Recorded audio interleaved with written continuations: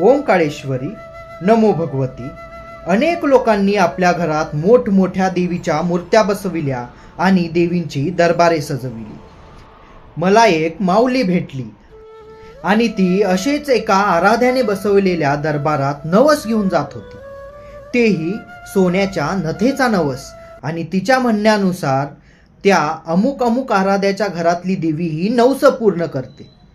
मला मांढरदेवीच्या काळूबाईचं मंदिर आठवलं आणि देवी तुळजाभवानीचं मंदिर आठवलं आणि मी मातेला प्रश्न केला, माते हे काय आणि कधीपासून तू विभागलीस ग?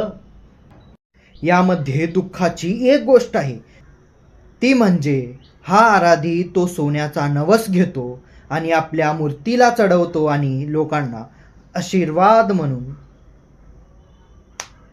यावरून मला माझ्या भगवती देवीचं एक वाक्य आठवलं. ती म्हणते की दिव्याच्या खालीच अंधार असतो. प्रदर्शन मांडण्यासाठी, स्वतःची भक्ती दाखवण्यासाठी तुम्ही देवीची दरबारे बसवलात, पण तुम्हाला समजत आहे का की जनसामान्य माणूस हा देवीच्या मूळ रावळापासून दूर होत चालला आहे. जर एखादा जनसामान्य व्यक्ती न कळता जर तुमच्या दरबारी नवस घेऊन आला, तर त्यांना तुम्ही असे म्हणून का नाही समजावत की माझी देवी ही मूळ तुळजापूरची भवानीच आहे आणि तेथे जाऊन तुम्ही तुमचे नवस पूर्ण करा.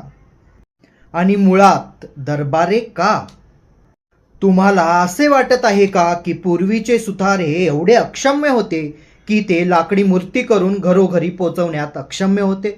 तर नाही, आपले पूर्वज हे एवढे सुजान होते की त्यांनी आपल्या कुळदेवीला आपल्या वाड्यामध्ये स्थापन केले आणि सार्वजनिक असे एक मंदिर निर्माण केले. कारण मंदिर जेव्हा सार्वजनिक असेल तेव्हा लोभाचे तिथे कोणते वातावरणच राहणार नाही आणि मंदिरात निर्माण होणारी ऊर्जा देखील मंदिरातच पवित्र राहील.